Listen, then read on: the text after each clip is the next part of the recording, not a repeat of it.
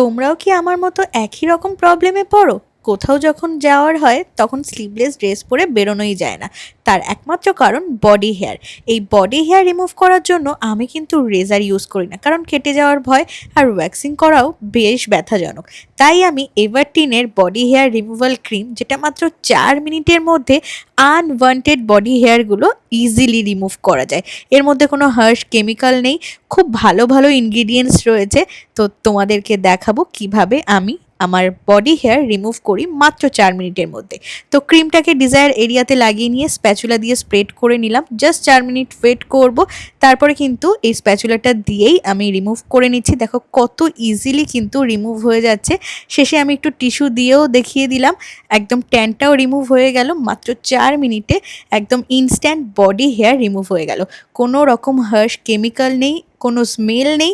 Easily কিন্তু তোমরা এটা দিয়ে বডি হেয়ার রিমুভ করে নিতে পারো। লিঙ্ক কিন্তু কমেন্টে দেওয়া রয়েছে, দেখে নিতে পারো। বাই।